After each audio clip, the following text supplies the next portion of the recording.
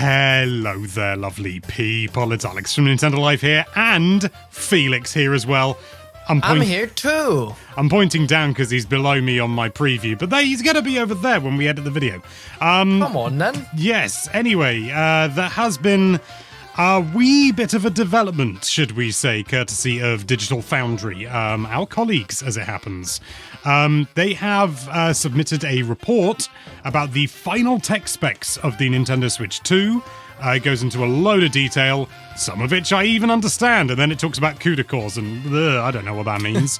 But there is something that has particularly piqued our interest. Felix, if you would. Yes. So, it appears that GameChat will have an impact on performance, if I understand it correctly. Yeah, there's no specific details in terms of, it's going to draw this many watts or use this much of the processor or anything like that. However, Richard does specify that Nintendo even includes for developers a kind of sort of like a testing tool, a sort of a spoof to sort of simulate what a game chat session would be like and what kind of a drain that would be on the system when it comes to testing and developing games. So clearly, it is not an insignificant impact. Now, again, we don't know any specifics necessarily, and it may well be that we don't see, or the average user doesn't see any noticeable change when it comes to just day-by-day gameplay. And I know you're particularly keen on this, Felix, so I imagine this is, well, let's just say maybe it's a minor concern? Maybe, yeah. I think, well, I've been really surprised to see online just how, well, at least there was a poll on Nintendo Live and people seem to not really be that excited for Game Chat, which to me is like, I feel like I'm in the minority here. I see all the ads, it's like, yep, that's how I want to use it. The thing is, though, I imagine that performance is going to be... It's going to be different depending on if you share your gameplay or stuff like that. If it's only voice, if it's also with video. Yeah, I'm really not excited. I'm maybe worried. That's just I'm excited to see this. No, keen. I'm keen to see what happens, what the performance will be like, and I am worried that if it does have an impact on performance, that it starts. I mean, when you share your gameplay, it looks horrible already. So yeah, it doesn't look great. It's not something that I see myself doing a lot, sharing gameplay. Voice chat, definitely. Camera, I don't know, maybe. I don't need to see people's faces. I just want to be able to hear people as I smash them in Mario Kart. I think you're definitely right that depending on what you're doing, it's going to affect it in different ways, because there is no way that it's going to be using the same resources just for voice chat as it is for sharing your gameplay and receiving gameplay from other people and camera, because you can do all of that at once, which I would say is impressive, but we are living in 2025, so it's not really impressive per se, but it's an interesting feature. But the fact that it's going to potentially hamper things in some ways is not... It's not ideal, really. I mean, if you want any more context, please do check out the full article over on Eurogamer. There'll be a link in the description. Do check that out, because there's loads more information. We're talking clock speeds. We're talking CUDA cores, as I said before. The whole kazoo. If that's your kind of bag, then this is a serious article to sink your teeth into. I will say, though, Nintendo are a bit ahead of PlayStation. I mean, PlayStation and Xbox have Discord integrated, but you can't, as far as I'm concerned, not have a camera. It's all so. Just I've certainly not chat. Heard anything to that effect. I've actually wanted camera just to be able to, with certain friends I've had long distance and stuff, being able to see them while we play. I know I said I don't want to be able to see people's faces. With some people, maybe, yeah, but vastly the majority of the time, I don't need a camera. I just think it's cool to see Nintendo doing this. I just wish that when you were sharing your gameplay and stuff, one, that it actually looked good, and two, that it didn't. Well, I hope it doesn't affect performance. Yeah. Much, and time will have to tell how much it does so. With voice chat, does this affect? Do you think this will affect you using it?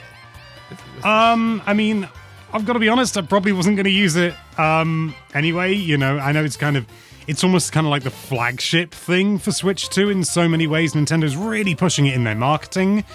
But for me, I play a lot of single-player games, you know? And if I want to talk to someone while I'm playing video games, I have my wife to the right of me, you know? And But imagine Splatoon 4. Yeah, but that's not out yet.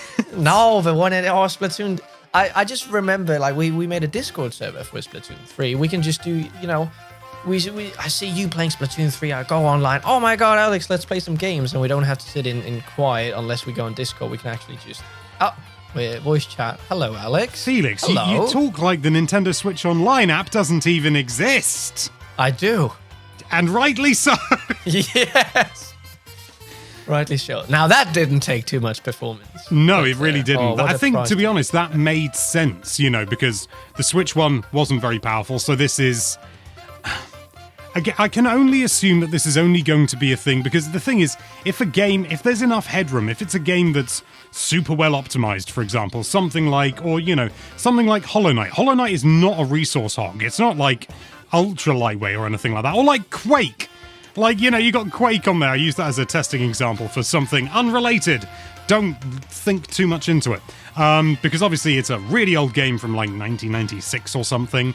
There's going to be so much overhead there, I can't imagine it would impact performance at all. So it may only be games that are really pushing the system, like maybe Cyberpunk, for example. Maybe Cyberpunk will suffer a bit if you're playing using GameChat. And again, I imagine the more you layer on top, you know, I'm going to do voice and video and share my gameplay, that's when it's going to really add up. Again, I don't know that. We are still in the land of speculation, despite this being some of the most information about performance we've had, and, at least from a reputable source. Let's just say I trust Digital Foundry with maybe not my life, but certainly with my tech. Yeah, I can't wait for Nintendo with the Nintendo Switch 3 or the Pro or the OLED version. Like, look, now you can share your gameplay and it has double the frames and it's still like 20 frames per second. Do you think Nintendo's going to continue? I mean, we don't even have the Switch 2 yet, but do you think they're going to iterate upon this, or will they see, not a lot of people, at least from what I've seen, it doesn't seem like a lot of people are very excited for this, but it may also just be that part of the internet. A lot of people who are very much on the internet might not, I don't know, play a lot of single-player games and whatnot, and people who has friends, well, they talk. What are you trying to say, Felix? I'm telling.